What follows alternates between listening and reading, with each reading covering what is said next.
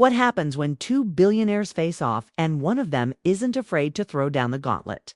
Picture it. Mark Cuban, the business mogul who knows how to run a company without bankrupting it, versus Donald Trump, the reality TV star with a controversial past. This wasn't just a clash of egos. It was a full-blown Twitter war that had the internet buzzing for days. But what really went down? And how did Trump react to being roasted in front of the world? Let's start with Cuban's tweet. So spicy, it made Trump's face look even more orange than usual. Cuban, who has no problem calling it like he sees it, fired a shot at Trump's business record, pointing out some of his most notable failures. It's one thing to criticize someone's policies, but it's something else entirely to go after their biggest pride, how they've handled their fortune. Cuban wasn't afraid to remind Trump of his business bankruptcies, especially when it came to the casinos. A well-aimed jab like that goes straight to the heart of Trump's self-proclaimed expertise in the business world. But Cuban didn't stop there. He went straight for Trump's net worth, questioning whether the figures were even real. For someone like Trump, whose wealth is part of his identity, it's like poking at a hornet's nest.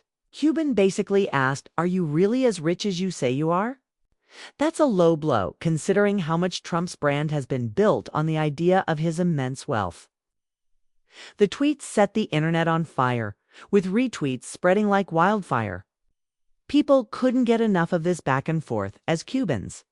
Words exposed Trump's fragile ego and questionable business acumen. It's like seeing the wizard behind the curtain, only to find out he's just a man with a megaphone.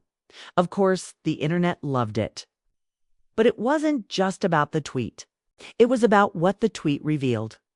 It stripped away the layers of Trump's self-made persona, showing that beneath the surface, there might not be as much substance as he leads people to believe. Cuban's tweet wasn't just a roast. It was a reality check, and it hurt. But while many people cheered Cuban on, we can't forget that this was no random Twitter troll. Cuban is a self-made billionaire who knows business like the back of his hand. When he talks, people listen. He's not just some internet personality throwing shade for the fun of it. He's a legitimate expert in his field. So how did Trump respond to this public attack on his character? Let's just say it wasn't pretty. We all know Trump's reaction to criticism is usually anything but measured, and this time was no different. In typical Trump fashion, he fired back with an epic Twitter tantrum. Imagine a toddler who's been told they can't have ice cream for dinner, and you get a glimpse of Trump's reaction. His tiny thumbs were firing off tweets faster than his golf cart could race around Mar-a-Lago. And what did he say? He called Cuban overrated. Yes, you read that right. Trump, who has no problem calling himself the greatest at everything, was now calling Cuban overrated. It's like the pot calling the kettle orange. But that wasn't the end of it. Trump always wanted to bring up irrelevant points when cornered. Decided to boast about his ratings on The Apprentice as if that somehow made him qualified to run the country. It's like he was trying to win a debate by reminding everyone of his reality TV accomplishments, completely ignoring the fact that running a country requires more than just catchy TV moments. And don't even get me started on the spelling. In those tweets, it was so bad it made a middle school essay look like a masterpiece. Like Trump's autocorrect gave up and went on vacation. Maybe it was hanging out with those missing Trump University diplomas, as expected. Trump's loyal followers came to his defense, but their arguments were as coherent as a Google Translate fail. It was a chaotic mess, like watching seagulls fight. Over a French fry, lots of noise, but no real substance. The best part of Trump's meltdown. It just proved Cuban's point. Cuban had criticized Trump's thin skin, and what did we see? A full-blown Twitter tantrum that did nothing but expose just how fragile Trump's ego really is. It's like Cuban poked a balloon animal and it exploded into a hot mess of spray tan and hot air. Cuban's tweet was a match. Trump's reaction was the fireworks show. But here's the kicker.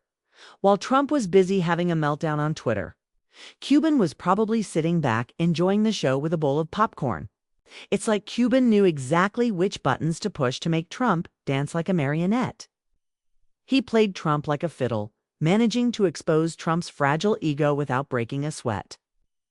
Cuban didn't need to resort to name-calling or childish insults. He simply pointed out the flaws in Trump's business record, and that was enough to send the man into a full-blown meltdown. Now, let's pause and think for a second. What does this tell us about Trump and his ability to handle criticism? It's not just about a business dispute or a political disagreement. It's about his inability to face facts when they don't align with his self-image. Trump's response to Cuban wasn't just about defending himself. It was about protecting the illusion he spent years crafting, an illusion of invincibility, wealth, and power. But Cuban's tweet shattered that illusion, exposing Trump as a man more concerned with his image than with actual substance.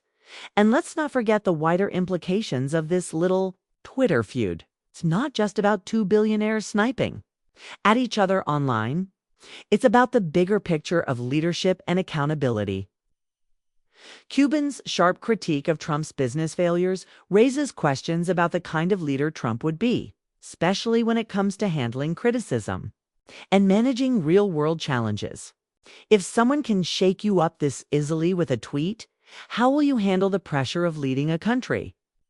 As the drama unfolded, it became clear that Cuban's aim wasn't just to insult or provoke. It was to expose the cracks in Trump's carefully constructed image, and he did it without breaking a sweat. Trump may have fired off a storm of tweets and retaliation, but all he did was reinforce Cuban's point. In the end, it wasn't just about business acumen or celebrity status. It was about the vulnerability of someone who can't take the heat when the spotlight shines a little too brightly. So, what's next in this billionaire brawl? Only time will tell. But one thing's for sure. When Cuban takes aim, he doesn't miss in the end. This wasn't just a Twitter spat. It was a master class in how to expose someone's flaws without even trying. Cuban proved that sometimes all it takes is a single tweet to bring down a giant's inflated ego. And as for Trump, well, he's probably still fuming about it.